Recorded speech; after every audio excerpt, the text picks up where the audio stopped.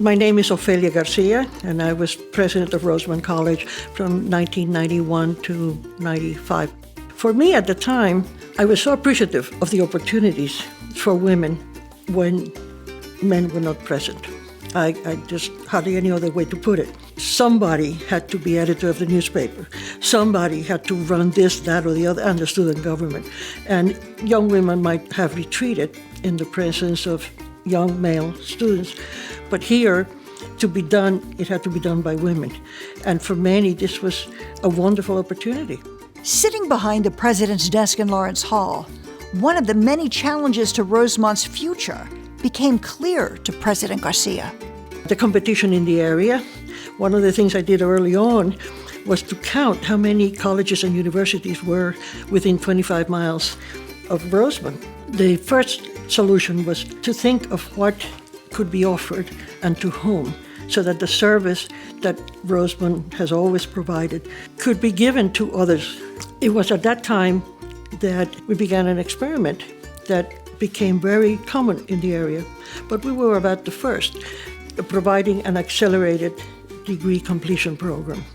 We looked around, really preserving the existing undergraduate program, seeking to enhance it, but creating a parallel program where young adults, 25 and older, already in the workforce, who had not completed their undergraduate degrees, could be helped to achieve that. Many already knew what they wanted to do afterwards, but there was this barrier of never having completed. President Garcia needed resources in people and experience in building a program. There was an urgency. Money was getting tighter. So we partnered with a Jesuit college, now university, Regis in Colorado, which itself had gone through a process of developing this kind of program and decided essentially to franchise it. I read about it in the Wall Street Journal. They came and helped us. The first direction was visit the 50 largest employers in the area who reimburse at least 90% of tuition and ask them how receptive would they be to their staff coming to Rosemont. Well, Rosemont has a terrific name, and these institutions, sure, we would love it.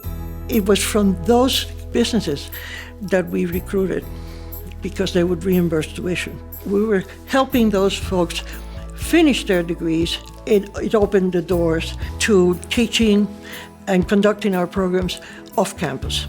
We borrowed boardrooms of corporations after 5 o'clock, and we taught everywhere. I taught in Center City, very near the Patco stations, so we could capture people in New Jersey who commuted in for work, stayed for our courses, and then went back home. I think it was very helpful, and it certainly provided a great jump in enrollment. It was a groundbreaking program. The Accelerated Adult Program continues today as the Adult Professional Studies Program, educating students not only in person, but also online. Education was a powerful motivator for a young Ofelia Garcia. During a violent movement under Fidel Castro in her home country of Cuba, she was just 19. She had been politically outspoken, and her parents knew she had to get out of Havana. We had a revolution, if you might remember. The ticket they could get was to New York, and that's where I went. I arrived and applied for political asylum. My education to that point, which had been primary and secondary school in a convent school and a couple of years of art school, had changed me in a way that I only understood in contrast to everyone else. And when it came time to decide what I was going to do with my life, which was like right away, a dedication to education was the obvious choice.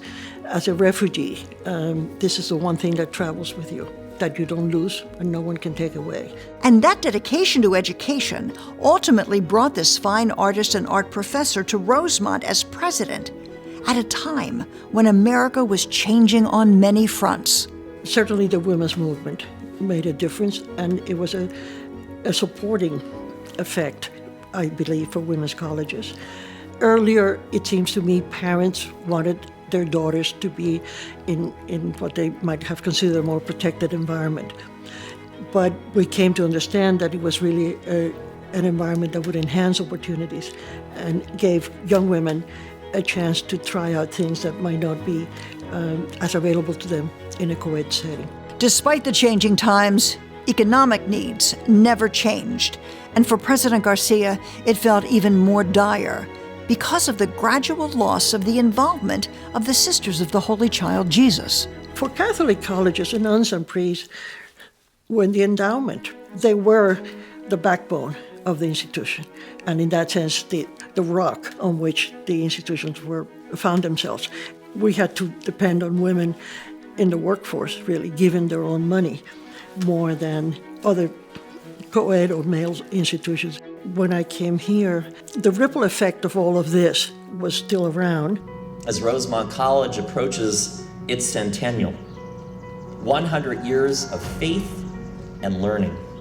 This is a fantastic place where nobody gets lost.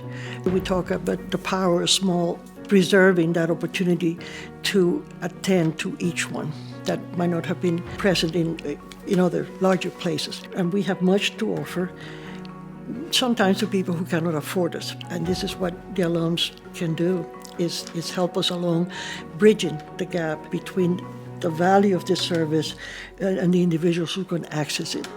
Building bridges, suspended by the determination to help a young person, now women and men, find their voices for service to the wider world. Rosemont has to be congratulated for the first 100 years. And so I would say, if I were toasting here, here's to the next 100 years, that it's my hope it will flourish.